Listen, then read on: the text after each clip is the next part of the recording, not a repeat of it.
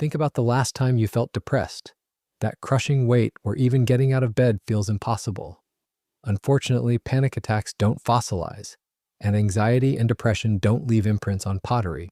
But evolutionary psychologists believe that early humans did experience mental health issues like depression and anxiety. For 300,000 years, your ancestors faced the same psychological struggles you do today. But their daily fight for survival created both natural antidepressants and unique mental pressures that reveal how completely modern life has rewired human mental health. Archaeological evidence reveals something extraordinary about ancient mental health protection systems. Clinical depression is exceptionally rare among traditional hunter-gatherer groups studied by researchers. The Kaluli population of Papua New Guinea showed only 1 in 2,000 individuals meeting diagnostic criteria, compared to over 5% prevalence in industrialized nations today. The difference wasn't luck, it was the structure of daily life itself. Your ancestors built sophisticated psychological defense systems into their survival routines, creating what we now recognize as natural antidepressant mechanisms. They lived in tight social groups based on family bonds, but the social structures went far deeper than kinship alone. Every hunt, every meal preparation, every shelter-building task involved multiple people working toward shared survival goals. Activities involving physical proximity, group hunting, communal meals, collective problem-solving, stimulated oxytocin release, the neurochemical crucial for stress reduction and trust building. Belonging to a group with shared purpose provided the sense of connection that modern therapy now tries to artificially restore. Then there's the physical activity factor. Your ancestors didn't exercise at gyms, they lived in constant motion.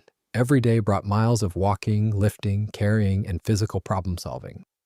This activity naturally regulated mood through endorphin release and neurotransmitter balance, increasing serotonin and dopamine while stimulating BDNF, the growth hormone that helps reverse depression's toxic effects on the brain. Modern therapeutic approaches essentially recreate these ancient conditions. Group therapy mimics tribal bonding, exercise prescriptions replicate hunter-gatherer activity levels, and light therapy attempts to restore the natural circadian rhythms your ancestors maintained by living entirely outdoors. Given that hunter-gatherers show depression rates 25 times lower than modern societies, would you trade your smartphone and gym membership for that constant tribal connection and daily physical survival? Drop your answer in the comments below. But ancient life wasn't all natural therapy sessions. Your ancestors also faced mental health challenges we've completely eliminated from modern life.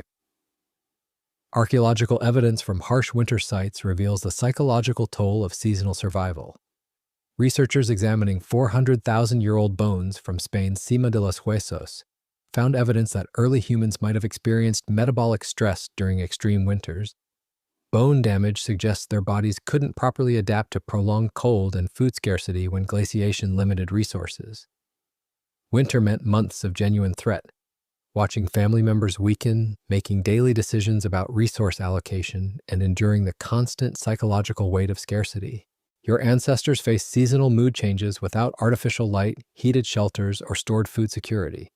Every winter brought genuine threats that triggered the same stress responses modern humans experience during financial crises or relationship breakdowns. Except for them, the threat was real and immediate. The constant proximity to death created unique grief patterns too. Archaeological sites show evidence of high infant and elder mortality during harsh seasons, meaning your ancestors regularly processed losses that would devastate modern communities. Yet they developed remarkable psychological resilience through ritual, storytelling, and collective mourning practices that distributed emotional burdens across entire groups rather than isolating individuals in their pain. Their brains evolved the very anxiety and depression mechanisms that now misfire in our safe, predictable environments. Ancient alarm systems designed for genuine threats, now triggered by emails and social media. Subscribe for more archaeological insights into human nature.